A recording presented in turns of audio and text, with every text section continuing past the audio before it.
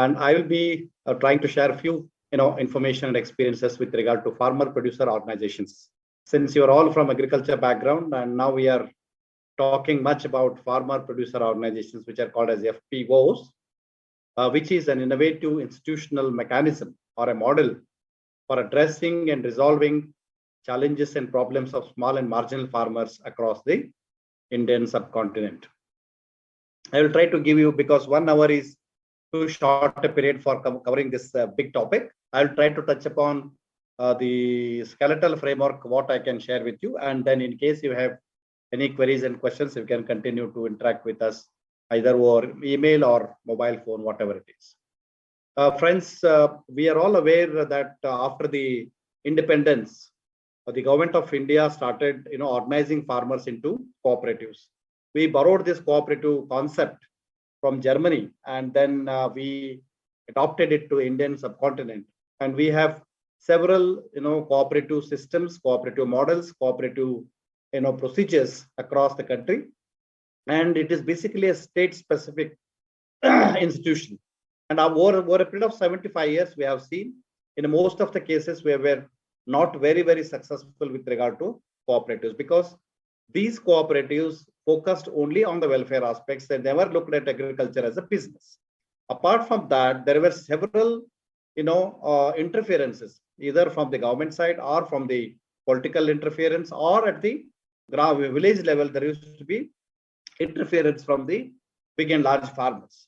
So all these aspects really led to a situation wherein we can definitely say these cooperatives, agriculture or farmers cooperatives, which were formed with an objective to serve the farmers, especially the small and marginal farmers, did not achieve their set objectives completely. So looking at this, the small and marginal farmers, they continue to face several problems. We are all aware small farmers have a difficulty in fetching good quality inputs such as seeds, fertilizers, pesticides. Many times they get furious immaterial, these inputs. Second, they don't get them on time, and they pay higher price to get these materials. And then comes your mechanization. Small farmers, 85% of Indian farmers are small and marginal, and they cannot afford to keep even a pair of bullock. And in most of the cases, they cannot afford to keep tractors, implements, and other things. So it means to say that they have difficulty in bringing mechanization on the small farms. This is another problem. And as we are all aware, as people coming from agriculture sector, they have a very short window with regard to agriculture operations, and they need to complete all those operations in a given short period of time. Keeping all these points in mind, so mechanization is also an inevitable aspect with regard to small and marginal farmers, and they cannot individually do it. And the next important problem faced by the small and marginal farmers is availing technologies. Hello, sir. Pardon me. Yes, me? Sir, I guess slides are not changing, sir. No. I'm just giving an introduction. Okay, sir. Sorry, sir. Please continue, sir. So the small farmers are unable to fetch the institutional, technology. Basically, individually farmers, scientists and officers cannot go to these small farms, provide them technologies, provide them on the field support. All these are another set of problems faced by the small and marginal farmers. Apart from this, farmers, when they come, when they harvest their crop, they have a very big problem of storing the produce. They don't have place to store their produce. Basically, scientific storage is another challenge faced by the small and marginal farmers.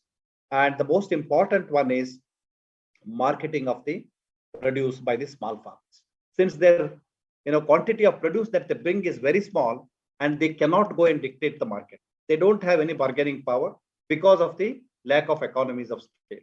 So all these problems are put together, and now they have put the small and marginal farmers in doldrums. So looking at these things, we need an institutional mechanism which can address all these issues of small and marginal farmers. So that's how it was decided. Government of India in 2002 decided to come out with a new institutional mechanism, and that is where we are now. And we call them as farmer producer organizations, where farmers are the members. Nobody else can become the members of the FPO. And basically, producer organization is a very generic name, and it's important that any farmer who is a producer, either agriculture producer, horticulture producer, sericulture, or anything of that kind, they can come together in the form of an organization and make them as a producer organization. And FPO is also known by different names. Many times people call them as farmer producer organizations, farmer producer companies, producer organizations, farmers company. All these are the synonyms for an FPO. If you look at who is a primary producer, most of the cases, we need to nicely define this concept. Any person having land in his or her name, engaged in agricultural production, engaged in primary production of any of the agricultural commodities, can be called as a primary producer. This is a very, very important aspect. And only those primary producers can become the members of the FPO and not anybody else. So the primary produce can be either from agriculture, either from horticulture, sericulture, and the handicrafts, or any of these things.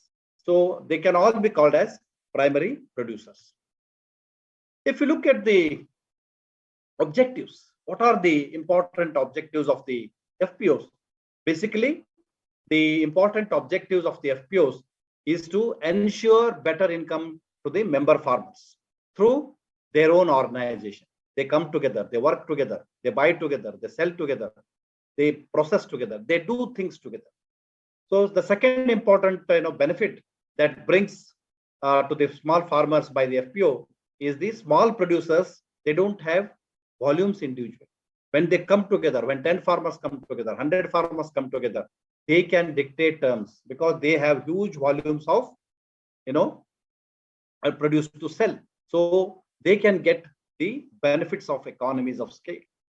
And the third important benefit, apart from agricultural marketing, now we all know that there's a long chain of intermediaries. Whenever you want to buy inputs, there are 10 distributors, wholesalers, retailers. All these people are there. A farmer to buy a fertilizer involves 4 to 5 intermediaries. Similar is the case. Go to any input mechanism. There is a long chain of intermediaries. Go to market aspect. There are so many people who are involved in the entire process of marketing. So we find these intermediaries knock off majority of the profits from the small farmers, and they don't do any business in a transparent way. Transparency is another important aspect. They knock off the major profits of the farmers. And through bulking and aggregation, the very important aspect, objective of an FPO is to bulk the produce of the farmers together, and you can bring the economies of scale to the farmers, and they will also have a better bargaining power. See, when I have only 2 quintals, 3 quintals, 3 quintals of the produce, I cannot go and bargain in the market. But when 10 farmers, 100 farmers come together, put their produce together and sell it together, definitely the buyers can come to the farmer's place to buy the produce, and they can dictate the price to the buyers. So these are some of the important advantages, objectives that is they are associated with the FPOs. If you look at the important features, what are the important features of the FPO? As I mentioned to you in the beginning, an FPO is formed by a group of producers. Basically, they are the farmers. They own land in their name. They are engaged in agricultural production. They are engaged in production of any of the commodities. And when it comes to FPO, it is a legal entity. It is a registered body. And only the farmers are the shareholders in this. And government cannot become the shareholder. Private company cannot become the shareholder. A person who is not involved in the production of primary produce is not a member.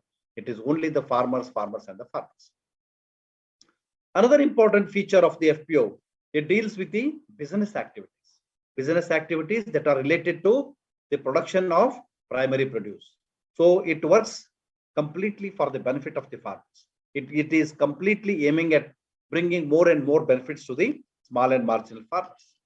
Apart from this, in case of an FPO, it is possible to share the profits. For example, after doing business in an entire year, the farmers can share their benefits. The surplus, a certain quantity can be kept as a reserve fund, and the remaining profits can be distributed among all the members.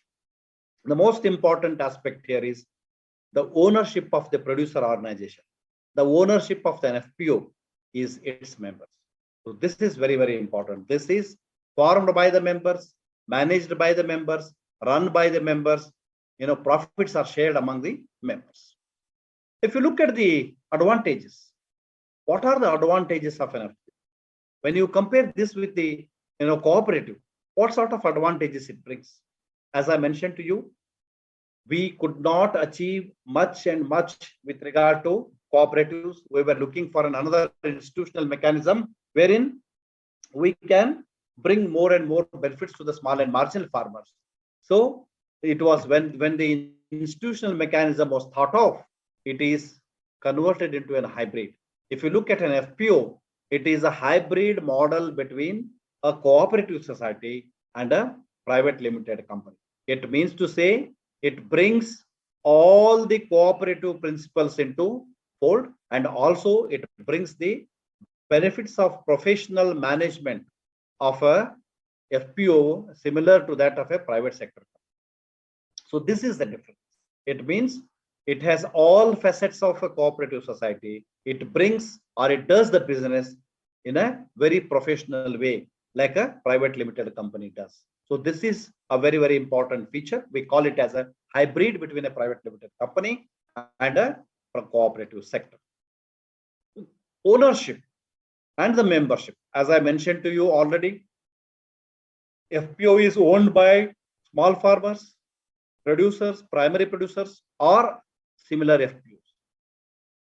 It means all the members of an FPO are the farmers who are engaged in agricultural production, or another FPO can become a member, but nobody else can become member other than these two categories. It is farmers and other FPOs. Hence, if you look at the trade, the equity, for example, if I'm contributing 2,000 rupees as an equity share, so it is my equity in the company. Similarly, all fellow farmers will contribute the same quantity of equity share in the company, and equities cannot be traded. Like any private sector company, the share that we incur or we put in the company cannot be traded.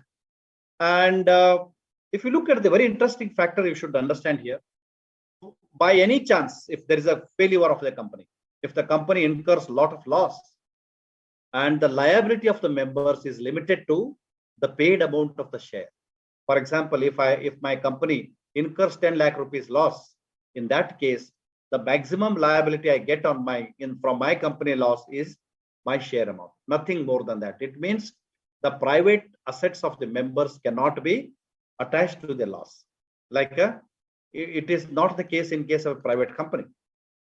It is very, very important. That's where it brings down the risk of the losses in the company. And if you look at the minimum paid up capital, it is 1 lakh rupee, and minimum authorized capital is 5 lakh rupees, and you can increase as and when you increase the business aspects.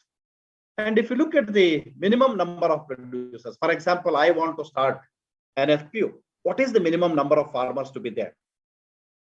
As per the Act, as per the Companies Act of 1956, as amended in 2002, it is minimum number required is 10. Minimum 10 members have to subscribe. They should become the shareholders and they can form a company. And there is no limit for the maximum numbers. But when it comes to the FPOs promoted by the government sector, we have certain rules and regulations. As we discussed, a few points earlier, if there are only 10 small farmers, again, the volume of produce they bring is very small. Then they cannot do any business on an economical scale. In that regard, with a lot of experience across the states in the country, and we have come out with certain numbers. For example, in case of Karnataka, we start with 300 farmers as the shareholders, and we go up to 1,000. They can go beyond 1,000, but we ensure that by end of the first year, there are 1,000 farming family members as the shareholders in the company. That's where we will be able to bring the benefits of economies of scale to the company. And No government or private sector can take the stake in the FPOs. And PC cannot become a deemed public limited company because a producer company, an FPO, cannot have any public or private equity stake in it. Hence, any government or any corporate, there is no threat. There is no threat here. So that's where it is very, very unique.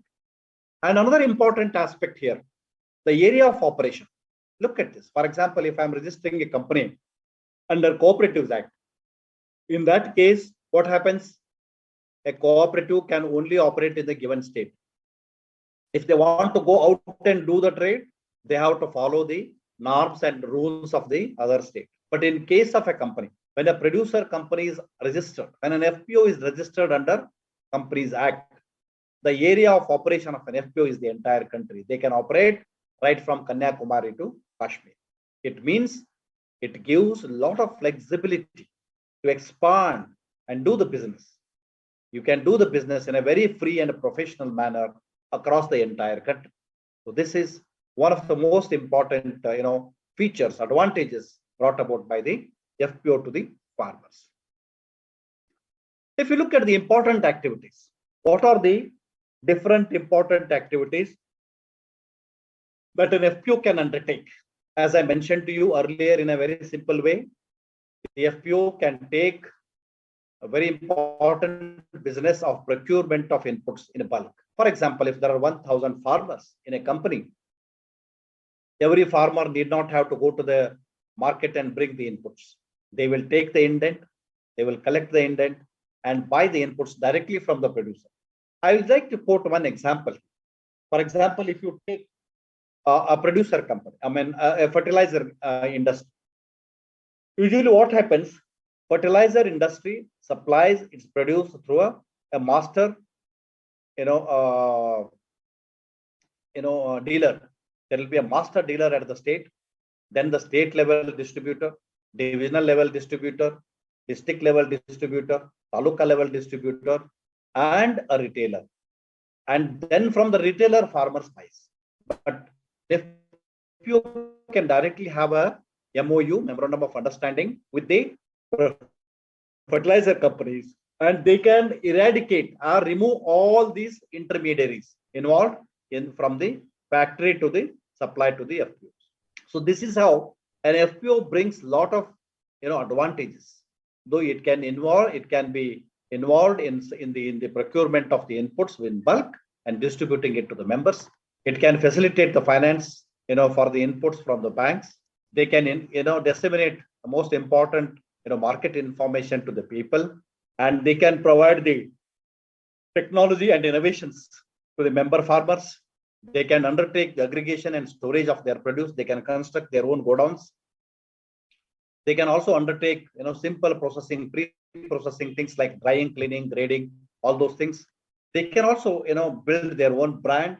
They can undertake packaging, labeling, standardization. All these things can be done. These are the most important activities. Apart from, in case they want to fetch the better market price, and they need to control the quality also. And they can negotiate with big market players. They can market their produce to bigger and institutional buyers, industrial scale buyers, large scale buyers, because they have the volume of produce with them. And in case they feel that the open market is difficult, they can definitely participate in the commodity exchanges. They can definitely participate in the commodity exchange, and they can also undertake the export of the produce of the farmers. So these are the important activities. And if you look at the objectives, it's very, very important. As I mentioned to you, the important objective of an FPO is to ensure that the member farmers, they get better income annually, either through aggregation or through value addition or through processing or through better marketing. All these inputs for the non-members, but they can sell it to at a higher price to them. But in this case, the market exigencies for example, suppose an FPO gets an order from some other country for about 10,000 tons, and the FPO is not able to produce it. In that case, under such market exigencies, under such emergency, they can definitely procure it from non-members, and then they can fulfill their market orders. So like this, FPO can bring several advantages, and they can also bring it as a support mechanism to farmers to get better prices in the market. If you look at the registration of an FPO, so it involves certain costs. So on an average, about 30 to 40,000 rupees is required to register an FPO under Companies Act. This basically involves application for the name, and then digital signature of the 5 members, then stamp duty, then registration and filing fees. And if you are using the services of a chartered accountant or a company secretary, you have to also pay certain consultancy charges to them, stamps cancellation, affidavit fees, and fees to the notary, and share transfer. So these are some of the costs that are involved in the registration of the company. So it will not be more than 40,000 rupees. So that is what we should know whenever we want to basically register a company, required to register a company. So as I mentioned to you, minimum numbers of farmers is 10, maximum there is no restriction. But for doing a profitable business, we should have at least minimum to start with is 300 farmers. If it is less than 300, we will not be able to do a profitable business. Friends, I told you, these small and marginal farmers have less than a hectare of land. And when you bulk their produce together, it will be again too small. So we always recommend an FPO to have at least 300 to start with, and then go up to 1,000 as members of the FPO. So we need, this is a new concept, and we need certain support mechanisms to handhold these FPOs. And in most of the cases, an NGO can serve as a resource institution. A development department of a government, of any government, can do it, state government or central government. For example, in case of Karnataka, Department of Agriculture, Horticulture, Sericulture, Animal Husbandry, Fisheries, Watershed Development Department, Textiles Department, all these development departments are working for the promotion of the FPOs. And farm universities, for example, in case of Karnataka, we have the Bagalkot Horticulture University is acting as a resource institution. We have banks, public and private sector banks can serve as a resource institution. Any government institution, cooperative society, any association, federation, they can serve people who have experience of promotion of FPOs. They can serve as resource organization or resource institution. And if you look at the members, what are the, who can become a member in an FPO? For example, at the time of initiation of an FPO, any member who goes and joins, expresses his interest, provides the stake or the share amount, they can become the member. But membership can be acquired only by contributing the share amount. And FPO always acts through their members, because they are the owners of the company. Members, they create the company. They can also wind up the company. They act through the general body. They have more powers, and they are also, required for the overall management of the FPO. And how do we form an FPO? It's a very important aspect. Given the time limits, I'm going to keep it very short. Friends, we know that India has several, villages. It's a country of villages, and it is very, very difficult to promote one FPO per village in this initial stage. So we can identify a cluster of villages: 1 village, 2 villages, 3 villages, 4 villages. But these villages should be located nearer to each other. They should not be more than 10 to 15 kilometers. If it is more than 10 to 15 kilometers, it will be very, very difficult for you to operate, and the entire system becomes failure. So identification of cluster to form an FPO is a very, very important aspect. Don't select villages which are far away. You should select those villages which are situated close to each other, 5 kilometers, 10 kilometers, not more than that. And after selecting the cluster of villages, you have to conduct a baseline study. We call that as a feasibility study, whether the villages that we have selected, whether the cluster that we have selected, they are, okay, whether they are feasible to conduct, to form an FPO. So you need to have meetings, repeated meetings with the farmers, because the concept is new.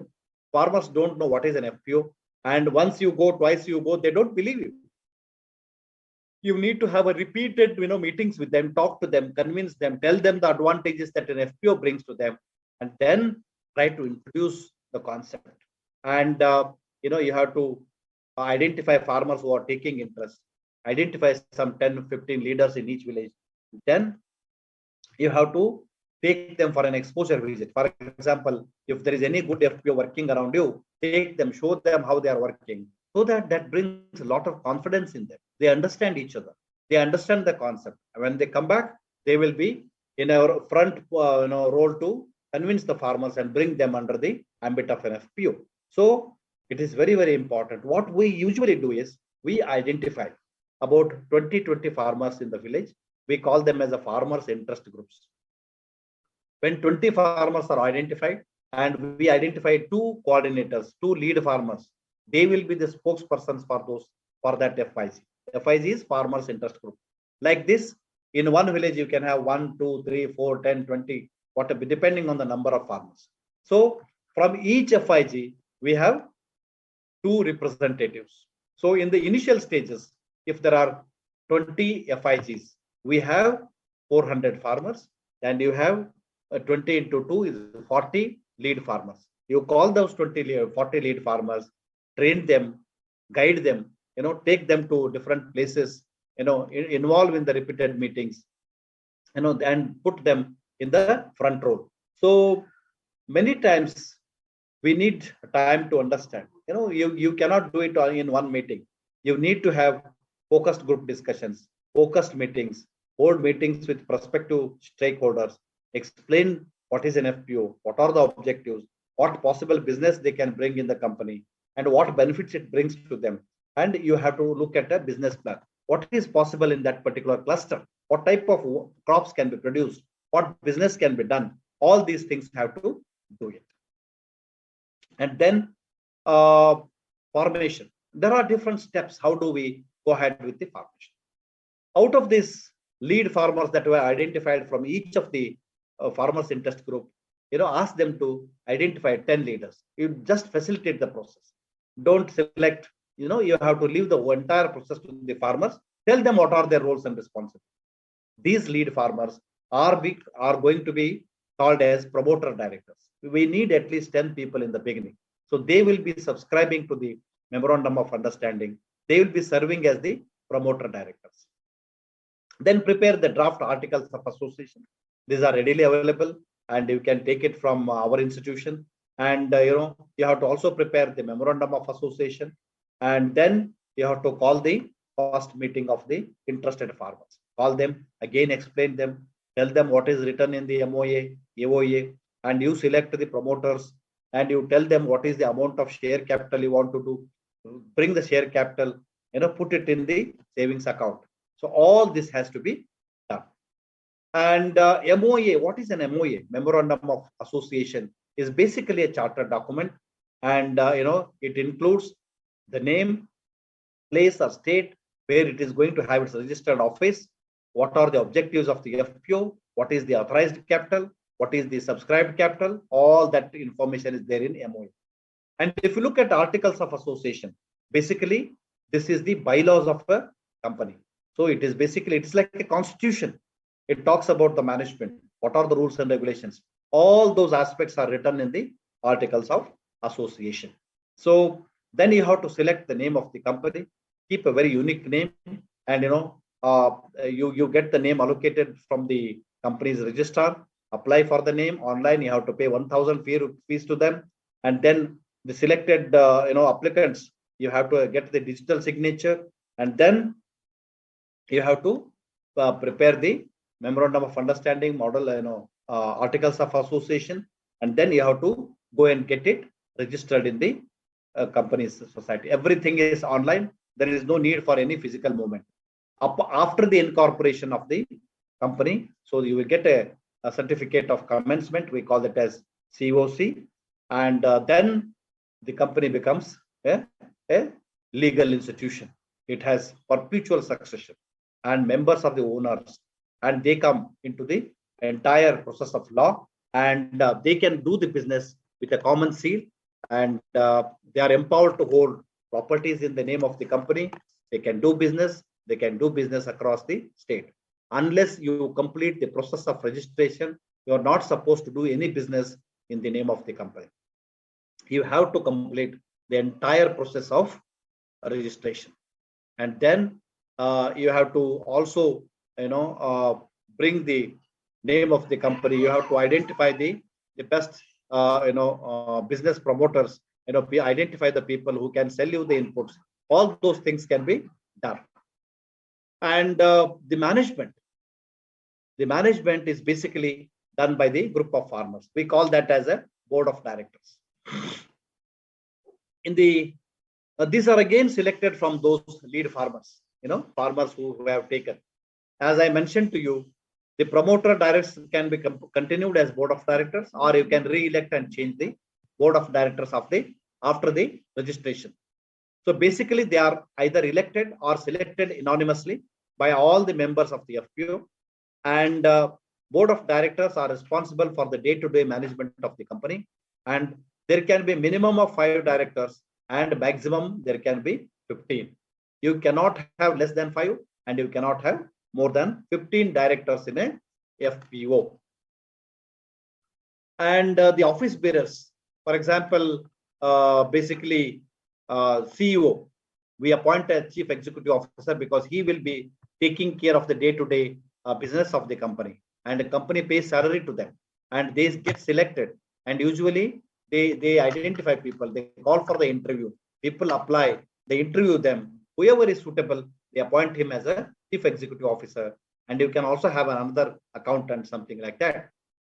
As I mentioned to him, you already availing membership of an FPO is basically by subscribing to the memorandum of association, and even by an agreement. After this subscription is done, after the company is registered, you have to give a formal application to the company, and then you can become the member. If you look at the powers, what are the powers of the members or the farmers in the company? Basically, they act through the general body, and they are the most powerful people in the company. They approve the budget, they adopt the annual accounts, they approve the quantum of withheld price, what is the patronage bonus to be given to the people, what is the regular bonus to be given to the people, appointment of the auditor for auditing the accounts, they declare the dividend, they declare the profits, they can propose for the amendment of memorandum of association, articles of association, and they can also avail loans for the development of an FPO by the bank. All those things are the powers of the members. And they can also approve the transfer of shares from one person to other person, means from father to the son or daughter or whatever it is. And they can also call for the extraordinary general body meeting, they can speak in the general body meeting. All these things are the powers of the members. And they can also enjoy the profits. They will get the dividends in the form. They can in case if there's any mismanagement in the company, they can bring it to the notice of the registrar of companies. They can take the case to the court for winding up of the company. All those things can be, these are the powers of the farmers. And if you look at the membership, usually by subscription of the share, we get the membership. But how do we cease? How do we lose the membership? For example, if I transfer my share to my son, I will lose my membership and my son will get. If I transfer all my share to my wife, she will become the member and I will lose my membership. And sometimes by forfeiting, for example, if somebody dies, then he will lose, and whoever he has nominated, they will get. If a member surrenders his shares, then he will lose his membership. If by forfeiting, if somebody is involved in any fraud, and then you can forfeit their shares.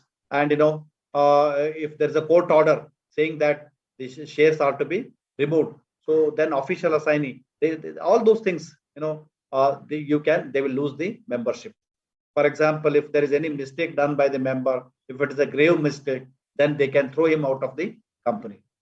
So if you look at the powers of the board of directors, as I mentioned to you, this is basically the entire management of an FPO is taken over by the board of directors. There can be 5 members, there can be maximum 15 members. So the BOD, we call this as a BOD, board of directors. This is responsible for formulating, supervising, and monitoring the performance of the producer company. And they should act on behalf of the general body, and they usually do not execute superpowers. Basically, they have to seek the approval of the general body, and then they also debate on dividend. What is the how much dividend or how much bonus to be given, how much patronage bonus to be given, whether new members to be admitted to the company or not, appointment of the CEO, appointment of the officer, supervision of the work of the CEO, proper book maintenance, bank account maintenance, getting approvals from the government, seeking the we also take a lot of company permissions to do the business. All those things, investments, and annual general body when conducting the meeting, auditing. All these are the business that are looked after by the board of directors. And then the AGM also elects the members. For example, any board of director can be there for a period of 5 years. If they do a good work, they can be re-elected for next 1 term. And if they don't do a good work, they can be removed and new members can be elected. So as I mentioned to you, the minimum period is 1 year, maximum period is 5 years. But if they have done an extraordinary work, good contribution to the company can re-elect the board of directors for the 2nd term. And there's another set, we call them as expert directors. This is a very interesting thing. As we are discussing about an FPO, FPO is basically doing business, and we need to have people who are experts in agriculture sector, market sector, business sector. So such people with good experience and exposure can be appointed as expert directors. They need not be farmers. They need not take share in your company, but they can become the chairman of your company. They are appointed exclusively based on the experience and expertise that they possess. So there is another set of directors called as alternate directors.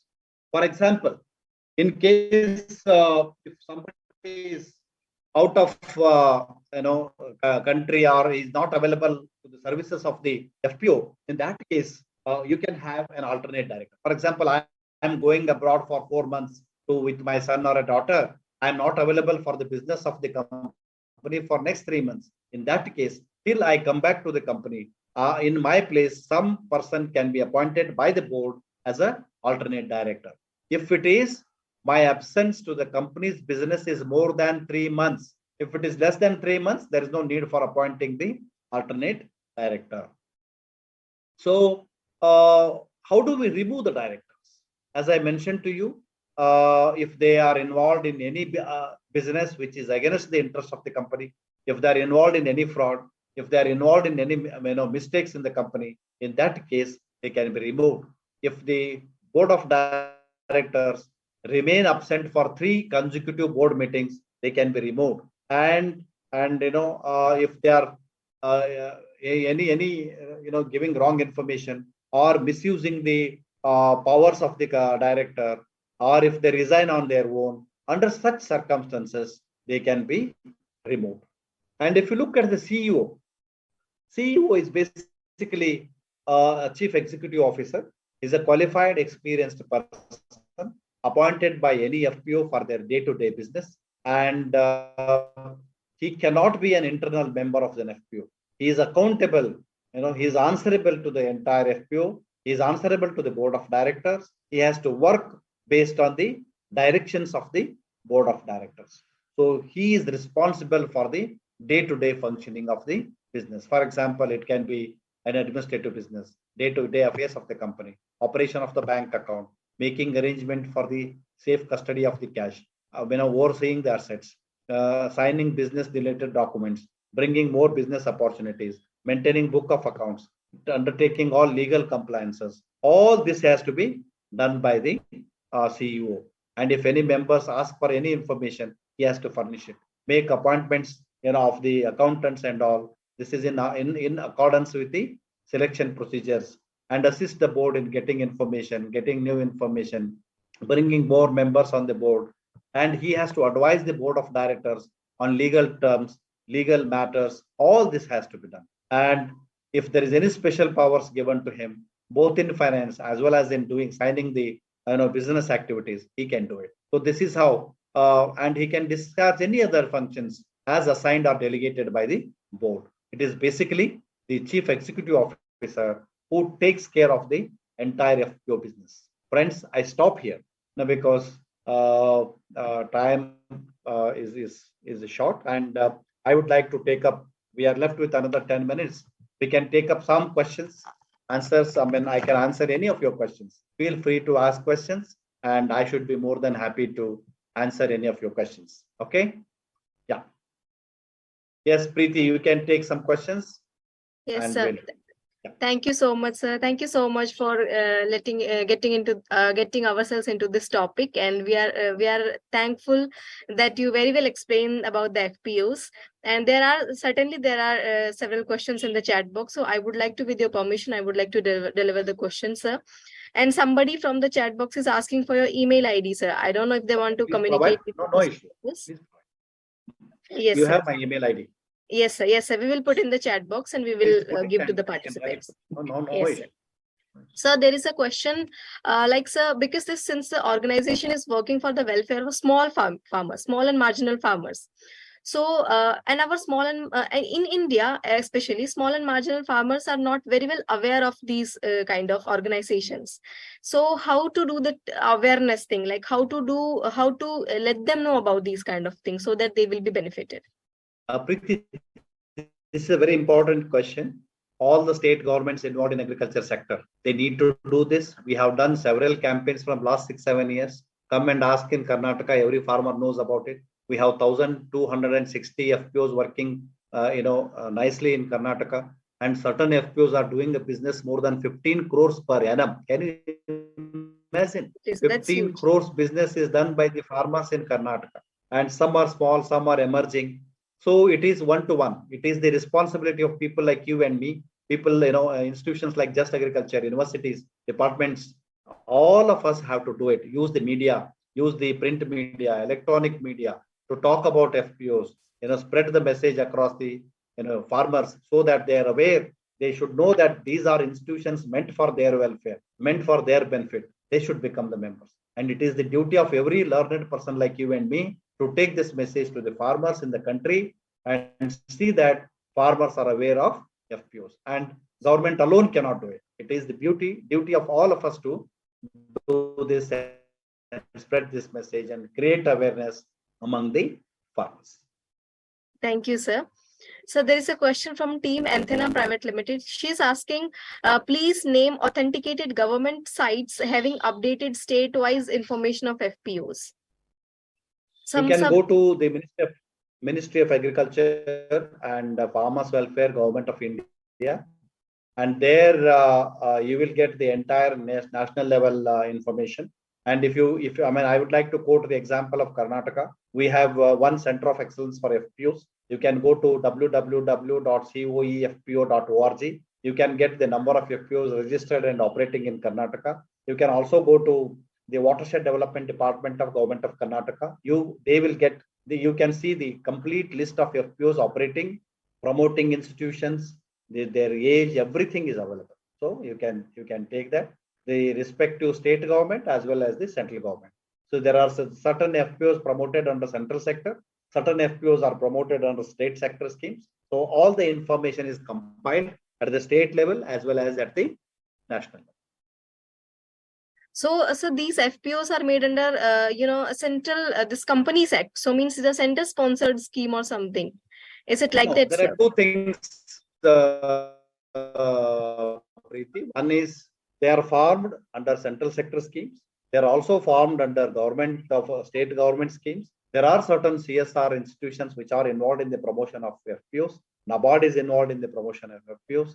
We have certain CSR institutions involved in the FPOs. There are self-promoted FPOs. There are certain big NGOs which are doing promoting FPOs. We have certain banks which are promoting FPOs. So there are more than 1 or 2 dozen of institutions involved. So both central and state sectors. For example, if you take the example of Karnataka state, apart from 6 to 7 central institutions, as I mentioned to you, it is basically NABARD, we have NCDC, we have NAFED, all such institutions, SFAC, they are all involved in the promotion of FPOs under central sector schemes. And if you come to government of Karnataka, we have Department of Agriculture, Department of Horticulture, Department of Watershed, Department of Animal Husbandry, Department of Fisheries, Department of Textiles, Department of Sericulture. These are all involved in the promotion of FPO. So it is not necessary that we have only the FPOs promoted under central sector. We also have state sector FPOs promotion. Thank you, sir. Sir, there is Thank a you very question from much. Subbarami Reddy. She's asking, sir, what is the difference between FPO and a growers group? That's a very interesting question, Reddy Garu. It's basically growers groups are just a collectives of farmers. But in case of an FPO, as I mentioned to you, it is registered under a legal entity. It's a legal entity. It's a company. It is registered under Companies Act. So this is the legal status, right? And 20 farmers can come and they can form a growers group. Thank you, sir. Sir, I guess you have also you are also a member, or you have a FPO group also. So there is a question like, what kind of agriculture activities or practices that does your FPO focus on, sir? It's a very interesting question, Preeti, again. As I mentioned to you, Karnataka is a mini India. We have 10 agroclimatic zones across the state of Karnataka, right? As I mentioned to you, we have 1,260 registered FPOs which are functioning in Karnataka, and most of them are 5 to 7 years old, and almost all of them are engaged in input business. More than 70% of them are engaged in both input and output business, and few of them are also in the export business. As I mentioned to you, we have certain FPOs which are doing the business more than 15 to 20 crores annually. Most of them focus on agricultural commodities, horticultural commodities. And if you take the examples of producer organizations in textiles, they are into textile production. Fisheries, they are into fish production. And if you take poultry, they are into poultry production. We have pig producer organizations also in Karnataka. So depending on the commodity with which they deal, we have a large range of producer organizations in Karnataka. All agriculture crops, horticulture crops, sericulture, animal husbandry, poultry, piggery, fisheries, and textiles. In textiles, we have both handlooms as well as powerloom products. And they have also come and they have also organized themselves into producer organizations. This is a very interesting case in case of Karnataka. Sir, how market accessibility of farmers' produce is being given or being facilitated by the FPOs? Somebody is asking about this question also, sir. A very interesting question. As I mentioned, due to paucity of time, I did not touch many points here, because you should organize one entire international 15 days program on FPOs itself. I tell you, in case of Karnataka, we have a very interesting digital platform. I said digital platform. This is called as REMS, Rashtriya E-Market Services. You can just Google and see. This REMS is the first platform in the entire country, right? This has over 45,000 traders, and a farmer or an FPO can put their produce on this trade and trade it, and they can fetch best markets, best prices across the globe. Anybody sitting in Kashmir, anybody sitting in Kanyakumari, they can quote their price for your produce, which is not, you are not physically moving the produce to the market. Your produce is in your godown, but you are, getting the marketing done in the digital platform. Based on the experiences of REMS in Karnataka, we have now started, the national e-Enam, e-national market. So this is one big approach Karnataka is now doing, wherein farmers are able to sell their produce across the country. Apart from this, we also connect them to, bulk buyers. For example, Akshay Patra is one big organization in Karnataka which provides free food to lakhs and lakhs of people. They also require a lot of food material. Now we have linked Karnataka FPOs to Akshay Patra, and we have this SC/ST hostels. They consume a lot of food material. We link FPOs to them. We have the Annabhagya Yojana, wherein government procures a lot of food grains. So we are linking FPOs to them. So all these things are happening. So we have several marketing channels, opportunities available in Karnataka for FPOs to do it. And we are now slowly doing it, trying to gain more and more experience. Sir, there is a question who is asking about your FPO only, like how your FPO manages the financial resources and how transparency is ensured, sir. Transparency is very, very important aspect. As I mentioned to you, unless you have transparent practices, you will not be able to do it. One thing very, very strictly we do in Karnataka is we ensure that none of the cash transactions are allowed. And any business, any expenditure that they incur, they have to do it, account it, and take the approval of the board, and they do the expenditure. And we also have little guidance, how much money to sell, how much money to spend, and how to spend, what are the approval procedures.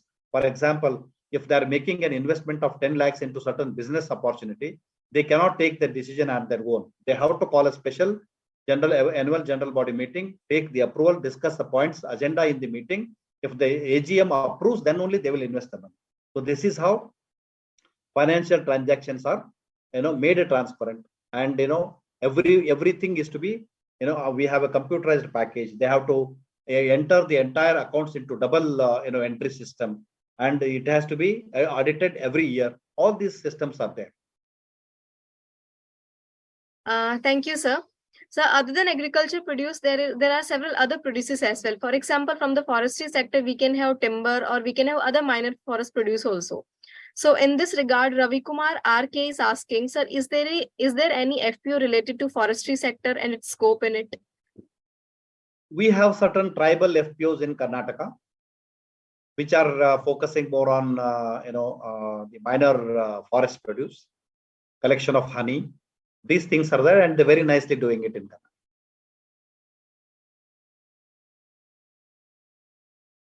Thank you, sir. Sir, Thank you Hansika Demand, she is asking, are there any such FPOs active in the northern area or plain area, or there is some kind of network for these kind of FPOs, like more than some FPOs are there, and we can have a network of that? Now we are now trying to look at making a common brand for all the FPOs in Karnataka. And we are also now thinking of promoting a federation of FPOs at the state level. This is in pipeline. This will happen after some time. Okay, sir. Sir, now this is last question. Sir, what are your advices or insights would you like to offer to our individuals or the communities interested in starting any kind of FPO, sir?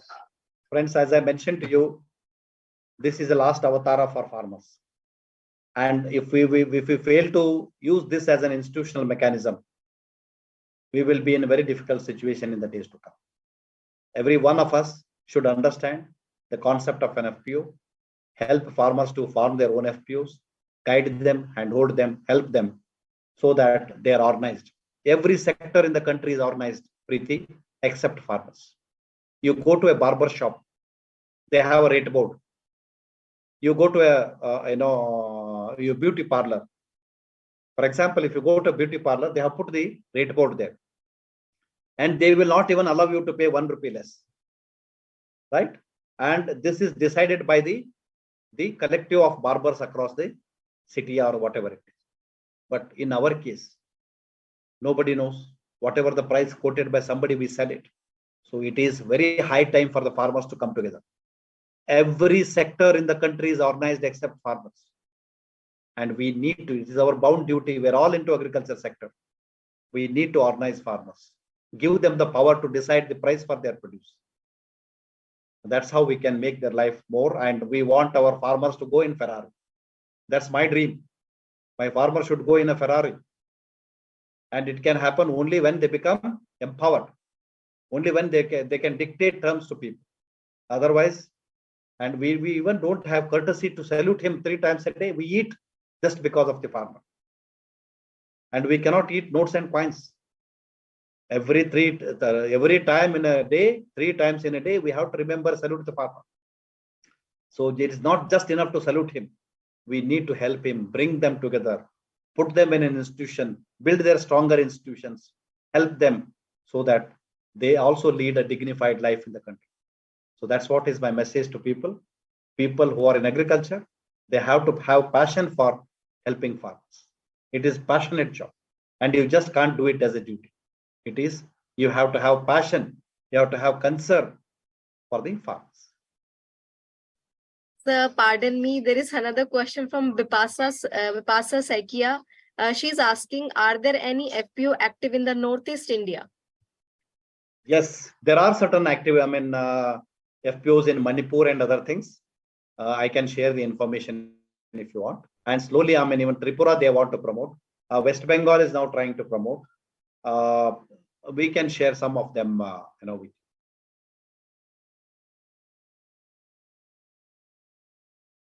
Okay, sir. Sir, thank you so much. Mangala's, she's asking, why are not there some same sale prices for agriculture commodities throughout India, sir? That's why, Mangala, we did not come together. We don't have same quality. We have to also, be little quality conscious, and then we can term. So, for example, if you take any of the products sold by Amul, again, a farmers group. In Karnataka, we have Karnataka Milk Federation. We have Nandini. These are all farmers produce, but it is sold on the same price across the country. That's the dream for us. We have to conform to the norms, and then we have the same quality. We can sell it at the same price across the country. That's the dream. We have to work towards it, right? We have to do it. Very well said, sir. We need to organize these things, and people like you and we definitely can do in this regard. All of us, sir, yes, all of us have to together do it. Huh? Yes, sir. Sir, on the behalf of Team Just Agriculture, we would like to One tell second, you Preeti. that. I will just give what I will do. Please, sir. Just please, yesterday, I have personally floated one YouTube channel. We have just floated it yesterday. I will share the link. If people go to Alur Siri, you just note down ALURSIRI. Sir, chat box is active. Would you like to write in the chat box to everyone, or shall I write, sir? 1 second. I will just try to. No, because people can just subscribe and keep looking at these things. We are also going to bring it in English. It is just started in Kannada. In next few days, we are going to have it in English. And please let them subscribe, and we will definitely, they can see everything is free for the farmers. This is what I am trying to see, how best we can, this is YouTube. How do I, ALURSIRI, Alur Siri. I can send this link to Paresh. You can do that? Yes, sir. Yes, sir. Sure, sir. You can please send to him, sir. I will do that. I will do that link. Okay, sir. You can just provide the link to members, and they can become. These students are there for some more time now. Yes, sir. Yes, sir. Yesterday, na? Yes, sir. There will be 2 more sessions, sir. They will be here, sir. No, not that. They will be there for 15 days. Is it? Oh, yeah. Oh, yeah. Yes, sir. Yes, sir. Yes. So I will also try to share. Okay. And there is a link sent to Paresh. Paresh can share it in the group, and they can also tag to me in the LinkedIn. If they just write my name, they can do that. And I continue to share a lot of information about FPOs. I will just share with you. This YouTube channel will provide information to farmers on organic agriculture, youth, who are involved in agriculture, opportunities, employment opportunities for agriculture. And we also talk about the soil health, and we talk about millets, we talk about the health in millets, and then we talk about entrepreneurship opportunities in agriculture. All these things will be there. So they can just subscribe. You got it? You got that link, Paresh? I have sent it to Paresh. Yes, sir. Yes, sir. Paresh, you can just put that link. People can just go and subscribe, and in next 1 week's time they will keep seeing a lot of information. Okay. We'll circulate in all our groups, sir. Group. You do that. I will make an English because what I sent is in Kannada, but that link is in English. You can just subscribe and do it. Okay, sir. So since you said, yeah, so since you said, because on one lecture cannot be enough for describing the FPOs, so we would like to invite you, like we will have some other session on this FPOs, some, some 4 or 5 day training program or like that, we would like to, organize with you. So thank you so much. All the best, and I wish all the participants a wonderful day. And if there are anything, there are a lot of, people saying that it was a good lecture, but it's given a very short time. We will not be able to, do justice to this. But sir, we will definitely collaborate with you in some future, in future, sir. Yes, thank sir. you. Thank you, and all the best. Thank you so much. Thank you so much. All Thank the you, best. sir. All the best.